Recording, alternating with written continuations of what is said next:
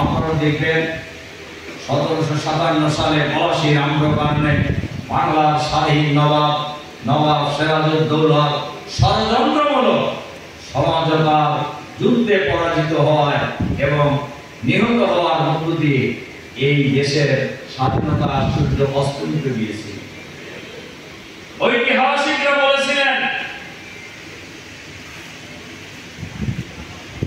সেই সময়ের জনগণ, সেই সময়ের মুসলমানরা রাস্তা লর্ড ক্লাইভের সৈন্য যখন নবাব সিরাজউদ্দৌলার প্রাসাদের দিকে যাচ্ছিলেন, তখন রাস্তার দুই দিক দিয়ে মুসলমানরা দাঁড়িয়ে দাঁড়িয়ে তামসা দেখছিল। ঐতিহাসিকরা বলেছেন এই জনগণ যদি একটি করে পাথর ছুঁড়ে মারত, ইংরেজদের লর্ড ক্লাইভের সৈন্য বাহিনী মাটির সাথে মিশে যেত। তার মনে করছিল যে নবাব সিরাজউদ্দৌলার পতন হয়েছে, নতুন নবাব এসেছে। বুঝতে পারেন এই নতুন নবাব তাদেরকে কিভাবে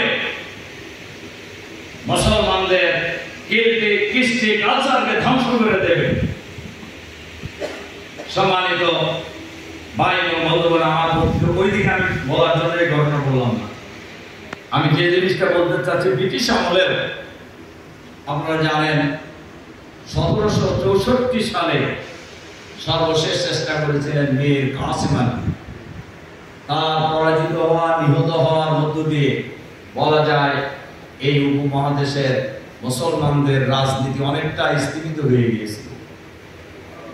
এরপরে যে সিপাহী বিদ্রোহ হয়েছিল, এই সিপাহী বিদ্রোহ হয়েছিল স্বাধীনতাকামী উপমহাদেশবাসীর সম্মিলিত বিদ্রোহ।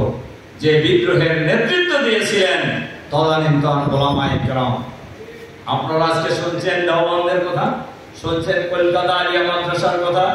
এই ওলামায়ে কেরাম সম্মিলিতভাবে সেই বিদ্রোহের নেতৃত্ব দিয়েছিল। সম্মানিত ভাই ওলামায়ে কেরাম, আজকে আমাদের প্রিয় জন্মভূমি এই বাংলাদেশ, যে বাংলাদেশের মানুষের এখন প্রত্যাশা ওলামায়ে কেরাম ঐক্যবদ্ধ হবে। আরেকটি কথা আগে বলা দরকার, ওলামায়ে কেরামের পরিচয় হলো রাসূল সাল্লাল্লাহু আলাইহি সাল্লামের ভাষায় আল উলামা ওয়ারাসাতুল নবী। আলেমরা বলেন নবীদের অনুসারী। নবীরা যে আন্দোলন করেছিলেন সে আন্দোলনের নাম কি? একামতে দ্বীনের আন্দোলন। দ্বীন কায়েমের আন্দোলন।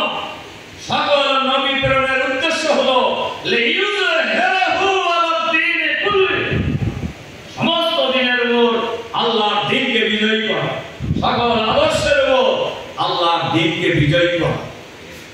আমাদের দেশে যত আদর্শ আছে সব আদর্শের উপরে ইসলামকে বিজয়ী করাই হলো আমাদের ওয়ারাসাতুল আম্বিয়ার প্রধান দায়িত্ব। দ্বীন কায়েমের আন্দোলন ছাড়া লিইয়ুযহিরাহু আলা দ্বীনি কুল্লি, এই আয়াতের অনুসরণ ছাড়া ওয়ারাসাতুল আম্বিয়ার দায়িত্ব পালন করা যায় না। বলেন যায় না, হবে না। আমি অনেক